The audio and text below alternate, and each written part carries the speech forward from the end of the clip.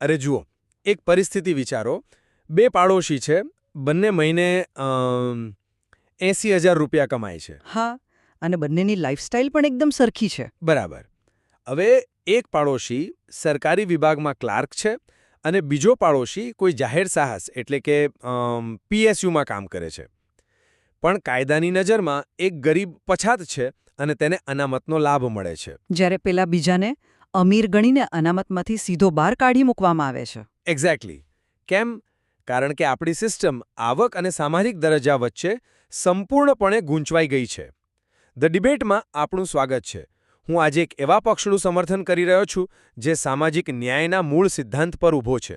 અને હું એ પક્ષ રજૂ કરી રહી છું જે આદર્શવાદ કરતાં જમીની વાસ્તવિકતાઓ અને વ્યવહારુ ઉકેલો પર ધ્યાન આપે છે. આ કોઈ કાલ્પનિક વાર્તા નથી, પણ આપણી સિસ્ટમની એક બહુ મોટી વાસ્તવિકતા છે. હમણાં જે તાજેતરમાં સુપ્રીમ કોર્ટે ઓબીસી અનામતના સંદર્ભમાં ક્રિમિલેયર અંગે જે ઐતિહાસિક ચુકાદો આપ્યો ને, તેમાં આ જ વિસંગતતા પર સીધો પ્રહાર કરવામાં આવ્યો છે. સાચી વાત.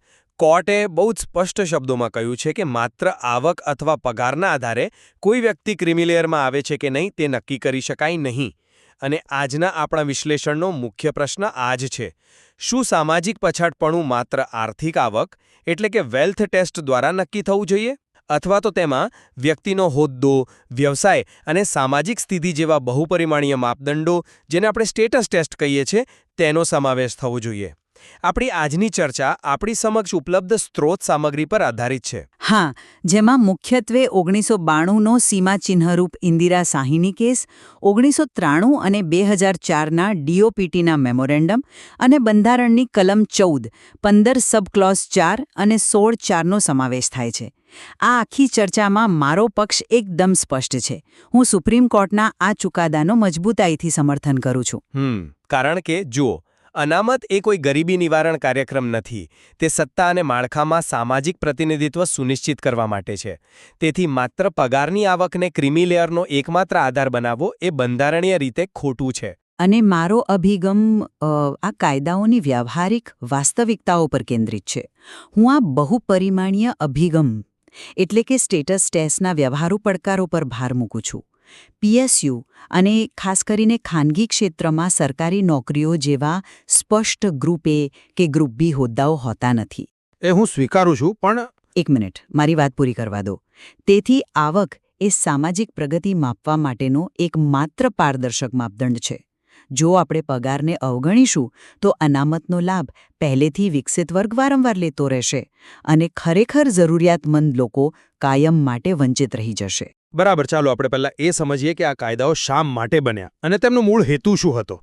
જ્યારે આપણે આપણા બંધારણની કલમ 15 અને 16ની વાત કરીએ છીએ ને, ત્યારે તેનો ઉદ્દેશ્ય માત્ર બેરોજગારી દૂર કરવાનો નથી.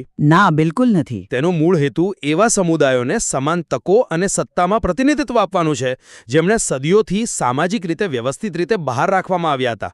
એટલે આર્થિક ગરીબી અને ઐતિહાસિક સામાજિક પછાતપણું, આ બંને વસ્તુ એકદમ અલગ છે. સાચી વાત છે, બંને અલગ છે. પણ આપણે 1992ના ઇન્દિરા સાહની કેસને પણ યાદ કરવો જોઈએ, કારણ કે ત્યાંથી જ આખી આ ક્રિમી લેયરની ચર્ચા શરૂ થઈ. હા, 9 જજોની બેન્ચ. એક્ઝેક્ટલી. 9 જજોની બેન્ચે જ્યારે ચુકાદો આપ્યો ત્યારે તેમણે એક બહુ જ મહત્વનો સિદ્ધાંત આપ્યો હતો.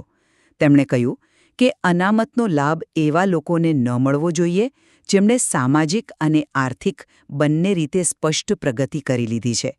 ઉદાહરણ તરીકે, જો પછાત વર્ગમાંથી આવતી કોઈ વ્યક્તિ રાષ્ટ્રપતિ બની જાય કે આઈએએસ અધિકારી બની જાય તો સમાજમાં તેનું સ્થાન બદલાઈ ચૂક્યું છે.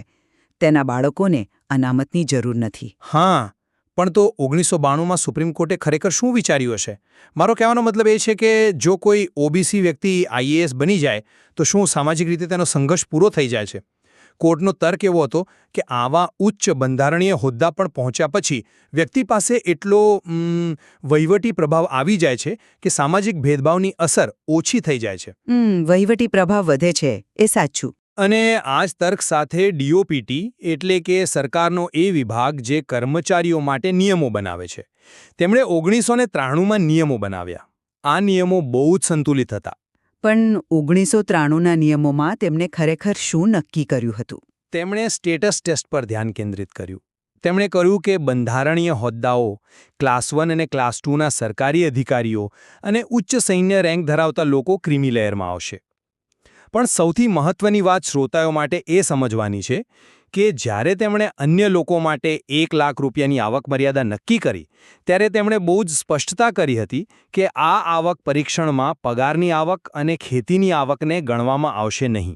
એટલે માત્ર વ્યવસાય કે રોકાણોની આવક ગણાશે. હા, માત્ર વ્યવસાય કે અન્ય રોકાણોમાંથી થતી આવક. કારણ કે સરકાર જાણતી હતી કે માત્ર નોકરીનો પગાર જોવાથી સામાજિક ભેદભાવની વાસ્તવિકતા છુપાઈ જાય છે. જો 1993માં એ નિયમ કદાચ સાચો લાગતો હશે, પણ આપણે એક વાત સમજવી પડશે કે 27% ઓબીસી અનામત એ કોઈ જાદુઈ કૂવો નથી કે જેમાંથી પાણી ક્યારેય ખૂટે જ નહીં. તે એક મર્યાદિત સંસાધન છે. એ તો છે જ. તો જો કોઈ સમુદાયના પહેલેથી જ વિકસિત થઈ ગયેલા પરિવારો, જેને આપણે ક્રિમી લેયર કહીએ છીએ, તેઓ જ વારંવાર પેઢી દર પેઢી આનો લાભ લેતા રહેશે, તો શું થશે? જેને આપણે અંગ્રેજીમાં એલિટ કેપ્ચર કહીએ છીએ તે થશે. સમુદાયના બાકીના 80% લોકો જે ખરેખર ગરીબ છે, ગામડામાં મજૂરી કરે છે, તેઓ ક્યાં જશે? પણ આવક એ સામાજિક સ્થિતિ માપવાનું સાધન નથી ને? 1993માં નહોતું, પણ આજે છે. જ્યારે 1993માં નિયમો બન્યા ત્યારે ખાનગી ક્ષેત્ર આટલું મોટું નહોતું, જાહેર સાહસો પણ આટલા વિશાળ નહોતા. આજે પીએસયુ અને મોટી મલ્ટીનેશનલ કંપનીઓમાં કામ કરતા લોકો લાખો રૂપિયા કમાય છે. હવે સમસ્યા એ છે કે આ ખાનગી ક્ષેત્રોમાં સરકારી વિભાગો જેવા ક્લાસ 1 કે ક્લાસ 2ના સ્પષ્ટ માળખા હોતા નથી. હા, ટાઇટલ્સ અલગ હોય છે. બરાબર. તેથી 2004ના મેમોરેન્ડમમાં જ્યારે સરકારે સ્પષ્ટતા કરી કે પીએસયુ અને ખાનગી ક્ષેત્રના કર્મચારીઓના પગારને તેમની આવકમાં ગણવામાં આવશે, ત્યારે તે એક અત્યંત વ્યાવહારિક અને સમયની માંગ મુજબનો નિર્ણય હતો. તમે 50 લાખ રૂપિયા કમાતા કોઈ પ્રાઇવેટ કંપનીના મેનેજરને માત્ર એટલા માટે અનામત ન આપી શકો કારણ કે કાગળ પર તેનો કોઈ સરકારી હોદ્દો નથી. પણ આ જ તો 2004ના મેમોરેન્ડમની સૌથી મોટી અને ગંભીર વિસંગતતા છે, જેના પર મેં શરૂઆતમાં જ ધ્યાન દોર્યું હતું. આપણે કલમ 14ની વાત કરીએ. કલમ 14 આપણને સમાનતાનો મૂળભૂત અધિકાર આપે છે. એનો સીધો અર્થ એ છે કે કાયદા સમક્ષ બધા સમાન છે. સમાન પરિસ્થિતિમાં રહેલા લોકો સાથે સરકાર અલગ અલગ વર્તન ન કરી શકે. કાનૂની દ્રષ્ટિએ. હા. હવે મેં જે પાડોશીઓનું ઉદાહરણ આપ્યું હતું તેના ગણિતમાં થોડા ઊંડા ઉતરીએ. ધારો કે એક વ્યક્તિ સરકારી વિભાગમાં ગ્રુપ સીનો કર્મચારી છે અને તેનો પગાર મહિને 80,000 રૂપિયા છે, એટલે કે વાર્ષિક 9.6 લાખ રૂપિયા છે. બરાબર. ચાલો એ ગણિત સમજીએ. તો 1993ના મૂળ નિયમ મુજબ તે ગ્રુપ એ કે બીનો અધિકારી નથી, એટલે તેને હોદ્દાના આધારે ક્રિમી લેયરમાં ગણવામાં આવતો નથી. અને જ્યારે તેની 8 લાખની આવક મર્યાદા ચકાસવામાં આવે છે ત્યારે નિયમ મુજબ તેના પગારને બાકાત રાખવામાં આવે છે. એટલે કે એ અનામતનો લાભ લે છે. અરે એક્ઝેક્ટલી. 9.6 લાખ કમાતો આ સરકારી કર્મચારી ક્રિમી લેયરમાં નથી આવતો અને તેના બાળકોને આરામથી અનામત મળે છે. હવે બીજી બાજુ પેલો પીએસયુ કર્મચારી છે, તે પણ સમાન કક્ષાનો કામ કરે છે, સમાન 9.6 લાખ પગાર મેળવે છે, પરંતુ 2004ના નિયમ મુજબ સરકાર પીએસયુ કર્મચારીના પગારને તેની આવકમાં ગણી લે છે. તેની આવક 8 લાખની મર્યાદા વટાવી જાય છે. અને તેને અમીર ગણી લેવાય છે. હા, એટલે તેના બાળકોને અનામતથી વંચિત રાખવામાં આવે છે. શું આ સમાન પરિસ્થિતિમાં રહેલા બે લોકો વચ્ચે સીધો અને કાનૂની રીતે ઊભો કરાયેલો કૃત્રિમ ભેદભાવ નથી? આ કલમ 14નું એકદમ સ્પષ્ટ ઉલ્લંઘન છે. જુઓ, હું આ બાબતને થોડી અલગ રીતે જોઉં છું. હું પૂરેપૂરી સ્વીકારું છું કે સરકારી ગ્રુપ સી કર્મચારી અને પીએસયુ કર્મચારી વચ્ચે આ કાયદાથી એક વિસંગતતા ઊભી થઈ છે. તે અન્યાયી લાગે પણ છે. પરંતુ મારો પ્રશ્ન એ છે કે તેનું સમાધાન શું છે? સમાધાન 1993ના મૂળ નિયમો પર પાછા જવાનું છે. પણ શું તેનું સમાધાન એ છે કે પીએસયુ અને ખાનગી ક્ષેત્રની આવકને સંપૂર્ણપણે અવગણી દેવી? જો આપણે સુપ્રીમ કોર્ટના કહેવા મુજબ પગારની આવકને ગણતરીમાંથી સંપૂર્ણપણે બહાર કાઢી નાખીશું, તો વિચારો કે જમીન પર કેવી ભયંકર પરિસ્થિતિ નિર્માણ થશે. કેવી પરિસ્થિતિ? તે માત્ર મૂળ નિયમનું પાલન હશે? ના, તે સમાજમાં એક બહુ મોટી ખાઈ ઊભી કરશે. જરા વિચારો, એક મોટી મલ્ટીનેશનલ આઈટી કંપનીનો સીઈઓ છે જેનો પગાર વાર્ષિક 2 કરોડ રૂપિયા છે.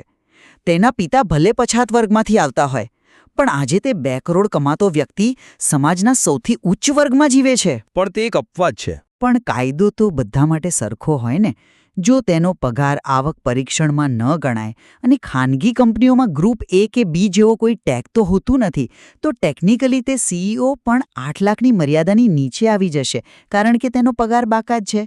અરે પણ તમે જ કહો, શું 2 કરોડ કમાતા સીઈઓના બાળકને અનામત આપવી એ ગામડામાં રહેતા, ખેતરમાં મજૂરી કરતા વાસ્તવિક પછાત બાળક સાથે મોટો અન્યાય નથી?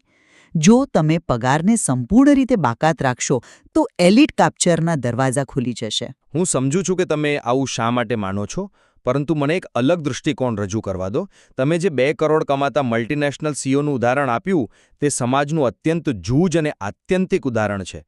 અને જો એવી કોઈ સ્થિતિ હોય તો સરકાર પાસે 1993ના નિયમોમાં પ્રોફેશનલ્સ અને બિઝનેસની એક અલગ કેટેગરી છે જ, જેમાં તેઓ આવા લોકો પર પગલાં લઈ શકે છે. પણ તે સ્પષ્ટ ક્યાં છે? એ સ્પષ્ટ કરી શકાય, પરંતુ આપણે મૂળ તત્વને સમજવાની જરૂર છે. તમે કહો છો કે પગારથી બધું બદલાઈ જાય છે. મારો કહેવાનો અર્થ એ છે કે સામાજિક પછાતપણું એ 100 મીટરની દોડમાં 50 મીટર પાછળથી શરૂઆત કરવા જેવું છે. તમારી પાસે સારા શૂઝ આવી જાય એટલે કે તમારો પગાર 10 લાખ થઈ જાય તો પણ તમે શરૂઆત તો 50 મીટર પાછળથી જ કરી રહ્યા છો. પણ પૈસાથી એ 50 મીટરનું અંતર ઝડપથી કપાઈ જાય છે ને? શારીરિક રીતે કદાચ, પણ સામાજિક રીતે નહીં. વિચારો, એક 10 લાખ કમાતો પછાત વર્ગનો યુવાન જ્યારે શહેરમાં ઘર ભાડે લેવા જાય છે ત્યારે મકાન માલિક તેની સેલેરી સ્લીપ નથી જોતો, તે તેની અટક પૂછે છે. સામાજિક ભેદભાવ આ રીતે કામ કરે છે. સુપ્રીમ કોર્ટે પોતાના અવલોકનમાં આ બાબતની બહુ જ સુંદર અને ઊંડી નોંધ લીધી છે. બની શકે કે કોઈ ઉચ્ચ જ્ઞાતિનો વ્યક્તિ ગરીબ હોય, તેની આવક માત્ર 1 લાખ રૂપિયા હોય, છતાં તેને સમાજમાં ક્યારેય જાતિ આધારિત અપમાન કે ભેદભાવનો સામનો કરવો પડતો નથી. મંદિરોમાં કે સામાજિક પ્રસંગોમાં તેનું સ્વાગત થાય છે. એ હું માનું છું. સામે પક્ષે એક ઓબીસી પરિવારની આવક 8 લાખથી થોડી વધુ હોઈ શકે છે, પણ શું તે 8 લાખ રૂપિયા તેમને સમાજમાં સ્વીકૃતિ અપાવી દે છે? ના. અનામત એ કોઈ ગરીબી હટાવો યોજના નથી. સામાજિક પછાતપણું એ માળખાગત છે. આર્થિક પછાતપણું અસ્થાયી છે. માત્ર આવક વધવાથી સામાજિક કલંક ભૂંસાઈ જતો નથી. માફ કરજો, પણ હું આ વાત સાથે પૂરી રીતે સહમત નથી. ચાલો હું તમને જણાવું શા માટે. તમે જે અટક પૂછવાની કે સામાજિક કલંકની વાત કરો છો ને, તે 1950 કે 1960ના દાયકાના ભારત માટે કદાચ 100% સાચી હોઈ શકે.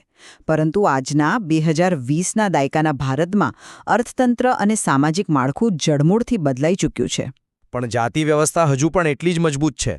આપણે રોજના સમાચારોમાં જોઈએ જ છીએ. હું એમ નથી કહેતી કે જાતિ વ્યવસ્થા ખતમ થઈ ગઈ છે, પણ ભેદભાવની તીવ્રતા ચોક્કસ ઘટે છે જ્યારે તમારી પાસે પૈસા હોય. જ્યારે કોઈ વ્યક્તિ વર્ષે 10 લાખ કે 15 લાખથી વધુ કમાય છે ત્યારે તે સામાન્ય રીતે શહેરી વિસ્તારોમાં સ્થળાંતર કરે છે.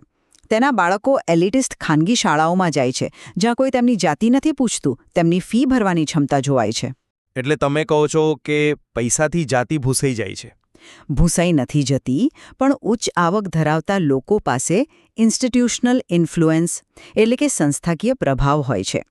તેઓ શ્રેષ્ઠ વકીલો રાખી શકે છે, ખાનગી હોસ્પિટલોમાં સારું આરોગ્ય મેળવી શકે છે અને ઉચ્ચ શિક્ષણ માટે વિદેશ પણ જઈ શકે છે.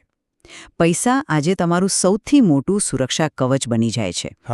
પણ જુઓ, જે બાળક એસી રૂમમાં બેસીને હાઈ સ્પીડ ઇન્ટરનેટ અને મોંઘા કોચિંગ ક્લાસની સુવિધા સાથે સ્પર્ધાત્મક પરીક્ષાની તૈયારી કરે છે, તેને માત્ર તેની જ્ઞાતિના આધારે અનામત આપવી અને એ જ જ્ઞાતિના ગામડામાં રહેતા સુવિધાઓ વિનાના ગરીબ બાળકને પાછળ ધકેલી દેવો, તે ઇન્દિરા શાહની કેસના મૂળ ઉદ્દેશ્યની જ વિરુદ્ધ છે.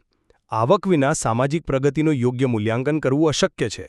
તે એક મજબૂત દલીલ હોઈ શકે, અને હું સ્વીકારું છું કે સંપત્તિ અમુક અંશે ઢાલ બને છે. પરંતુ કાયદો તમારી કે મારી ધારણાઓ પર નથી ચાલતો. કાયદો બંધારણીય સિદ્ધાંતો પર ચાલે છે. શ્રોતાઓને કદાચ અહીં એવો પ્રશ્ન થાય કે જો પગાર ન ગણીએ તો પછી સાચો રસ્તો શું છે? હા, તો સાચો રસ્તો શું છે તમારા મતે? સુપ્રીમ કોર્ટે બરાબર એ જ રસ્તો બતાવ્યો છે. કોર્ટે સ્પષ્ટ કહ્યું છે કે જ્યાં સુધી સરકાર પીએસયુ અને ખાનગી ક્ષેત્રના હોદ્દાઓની સરકારી હોદ્દાઓ સાથે સમકક્ષતા સ્થાપિત ન કરે ત્યાં સુધી તેઓ મનસ્વી રીતે પગારને આધાર બનાવી શકે નહીં. આ સમકક્ષતા એટલે જરા સમજાવો. સમકક્ષતા, જેને આપણે અંગ્રેજીમાં ઇક્વિવેલન્સ કહીએ છીએ, એટલે કે જો 1993માં નિયમ બન્યો હતો કે સરકારી ગ્રુપ એ અધિકારી ક્રિમી લેયર છે, તો સરકારે એ શોધવું જ રહ્યું કે ઓએનજીસી કે સ્ટેટ બેંકમાં કયો હોદ્દો સરકારી ગ્રુપ એ બરાબર છે. માત્ર એટલે કે સરકાર 30 વર્ષ સુધી બેસી રહી અને આ સમકક્ષતાનું માળખું ન બનાવી શકી, તો પોતાની આળસ છુપાવવા માટે તેમણે શોર્ટકટ અપનાવ્યો. અને 2004માં સીધો પગાર ગણવાનું શરૂ કરી દીધું. બરાબર.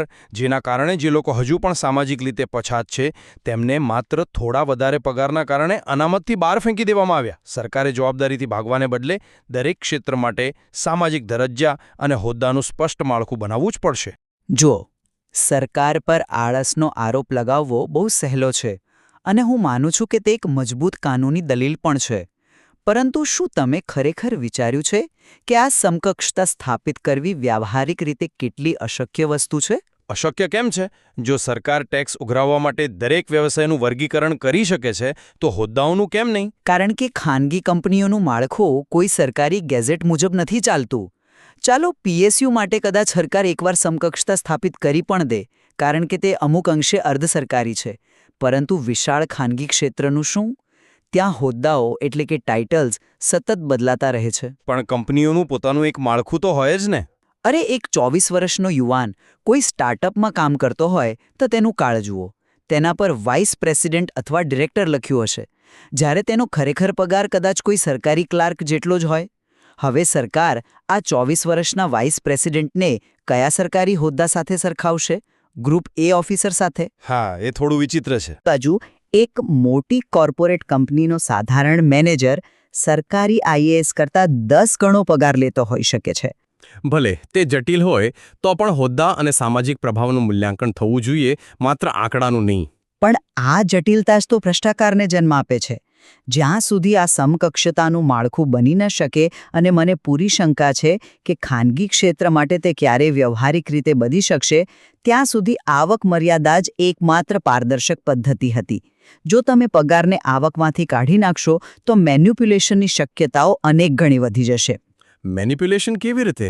કારણ કે આવક ટેક્સ રિટર્ન દ્વારા સ્પષ્ટ માપી શકાય છે. સામાજિક પ્રતિષ્ઠા માપવાનું કોઈ મીટર નથી હોતું.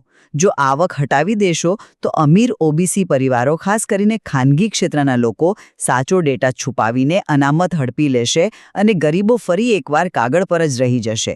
આવકને કાઢી નાખવાથી આપણે ભ્રષ્ટાચાર અને ખોટા સર્ટિફિકેટ્સને જ પ્રોત્સાહન આપીશું. એ દલીલ હું અમુક અંશે સ્વીકારું છું કે ખાનગી ક્ષેત્રમાં ટાઇટલ્સની જટિલતા છે, પણ ભ્રષ્ટાચાર થાય છે એ ડરથી આપણે આપણા બંધારણીય સિદ્ધાંતને બાજુ પર ન મૂકી શકીએ. જો લોકો ખોટા આવક પ્રમાણપત્રો બનાવે છે, તો પણ જ્યારે પગાર જ કાયદાકીય રીતે બાકાત હોય, ત્યારે ટેક્સ રિટર્નના આધારે કોઈની સામાજિક સ્થિતિ નક્કી ન થવી જોઈએ. સુપ્રીમ કોર્ટનું કહેવું બહુ જ સ્પષ્ટ છે કે સામાજિક પછાતપણું દૂર કરવાનો એકમાત્ર રસ્તો એવા માપદંડો વિકસાવવાનો છે જે વ્યક્તિના વાસ્તવિક સામાજિક પ્રભાવને માપે. જેમ કે વ્યક્તિનું શિક્ષણનું સ્તર કેવું છે, તેનો સંસ્થાકીય પ્રભાવ કેટલો છે અને સમાજમાં તેની સ્વીકૃતિ કેટલી છે. જુઓ, જ્યારે સુપ્રીમ કોર્ટ આવા બહુપરિમાણીય માપદંડોની વાત કરે છે ને, ત્યારે તેઓ સૈદ્ધાંતિક રીતે 100% સાચા છે. આદર્શ દુનિયામાં આવું જ થવું જોઈએ. આપણે બધા ઈચ્છીએ છીએ કે અનામતનો લાભ માત્ર એવા લોકોને જ મળે જે ખરેખર પીડિત છે. બિલકુલ.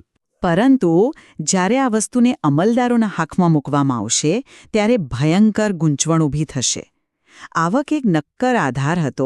જો તમને 8 લાખની મર્યાદા ઓછી લાગતી હોય તો તેને વધારીને 12 લાખ કે 15 લાખ કરી શકાય, પરંતુ તેને સંપૂર્ણપણે અવગણીને સામાજિક ન્યાયના નામે આપણે એક નવા એલિટ વર્ગને જન્મ આપીશું, જે પછાત હોવાના ટેગનો ઉપયોગ કરીને પેઢી દર પેઢી સત્તા પર કબજો જમાવી રાખશે. આ આખી ચર્ચા સાંભળીને મને લાગે છે કે આપણી સમક્ષ સૌથી મોટો પડકાર સિદ્ધાંત અને વ્યવહાર વચ્ચેનો છે. મારી દૃષ્ટિએ સુપ્રીમ કોર્ટનો આ ચુકાદો ભારતીય ન્યાયતંત્રમાં સામાજિક ન્યાયની મૂળ ભાવનાનો મોટો વિજય છે. બંધારણની કલમ 15(4) અને 16(4) માત્ર નોકરીઓ વહેંચવા માટે નથી બની. એ તો આપણે સ્વીકાર્યું જ છે. હા, તે સત્તામાં એ વર્ગોનું પ્રતિનિધિત્વ સુનિશ્ચિત કરવા માટે છે જેમને હંમેશા સત્તાથી દૂર રાખવામાં આવ્યા હતા. સામાજિક ન્યાય સુનિશ્ચિત કરવા માટે માત્ર ટેકનિકલ ગણતરીઓ કે સેલરી સ્લિપના આંકડાઓ પૂરતા નથી, પરંતુ વ્યક્તિની સામાજિક પ્રગતિ અને ઐતિહાસિક પછાતપણાનું સાચા અર્થમાં મૂલ્યાંકન થવું જોઈએ. એક સમાન પરિસ્થિતિમાં રહેલા સરકારી અને પીએસયુ કર્મચારીઓ વચ્ચે કલમ 14નું ઉલ્લંઘન કરતો આ 2004નો કૃત્રિમ ભેદભાવ બંધ થવો જ જોઈતો હતો. અને કોર્ટે તે બરાબર કર્યું છે. અને મારા પક્ષેથી હું એ જ વાત પર ભાર મૂકીશ કે સુપ્રીમ કોર્ટનો બહુપરિમાણીય અભિગમ સૈદ્ધાંતિક અને આદર્શવાદી સ્તરે અત્યંત સાચો છે, પણ જમીની સ્તરે આવક એ સૌથી સચોટ, પારદર્શક અને માપી શકાય તેવો માપદંડ છે. આજના સમયમાં સંપત્તિ એ સામાજિક ભેદભાવ સામેનું સૌથી મોટું શસ્ત્ર છે. પીએસયુ અને ખાસ કરીને ખાનગી ક્ષેત્રમાં હોદ્દાઓની સમકક્ષતા નક્કી કરવી એ સરકાર માટે એક વહીવટી દુષ્સ્વપ્ન બની રહેશે. એક પડકાર તો રહેશે જ. હા, અને આવક પરીક્ષણને નબળું પાડવાથી કે અવગણવાથી અનામતનો અસલી હેતુ જોખમાય છે. તે હેતુ ઉચ્ચ આવક ધરાવતા વર્ગને કાયમી લાભ આપવાનો નથી, પણ સમાજના સૌથી ગરીબ અને વાસ્તવિક વંચિત વર્ગનું ઉત્થાન કરવાનો છે. બેશક, આ ચર્ચા પરથી એક વાત સ્પષ્ટ છે કે અનામતનો કાયદો સામાજિક વાસ્તવિકતાઓ અને આર્થિક પ્રગતિ વચ્ચે સંતુલન જાળવવાનો એક અત્યંત જટિલ પ્રયાસ છે. સાચી વાત છે. આમાં કોઈ એક પક્ષ સંપૂર્ણપણે સાચો કે ખોટો નથી. બંને બાજુ મજબૂત દલીલો અને જમીની વાસ્તવિકતાઓ જોડાયેલી છે. અંતે આ ચુકાદો માત્ર નોકરીઓ કે પગાર વિશે નથી. તે એ સ્વીકારવા વિશે છે કે ભારતમાં વર્ગ એટલે કે ક્લાસ અને જાતિ એટલે કે કાસ્ટ આ બંને બહુ જ અલગ વસ્તુઓ છે. પૈસા તમારો વર્ગ બદલી શકે છે, તમે ગરીબમાંથી અમીર બની શકો છો, પણ જાતિ ભૂસવા માટે માત્ર બેંક બેલેન્સ પૂરતું નથી, તેના માટે સામાજિક સ્વીકૃતિની જરૂર છે. બરાબર છે. શ્રોતાઓ માટે હવે વિચારવાનો પ્રશ્ન એ છે કે ભવિષ્યમાં સરકાર, પીએસયુ અને ખાસ કરીને ખાનગી ક્ષેત્ર માટે કેવી રીતે આ સમકક્ષતા કે ઇક્વિવેલન્સનું માળખું તૈયાર કરશે. સામાજિક અને આર્થિક બંને પ્રગતિને સચોટ રીતે માપી શકે આ સ્ત્રોત સામગ્રી અને વિષયમાં હજુ પણ અભ્યાસ માટે ઘણો મોટો અવકાશ રહેલો છે. અમારી સાથે જોડાવા બદલ આભાર. ધ ડિબેટમાંથી અમે રજા લઈએ છીએ. જોતા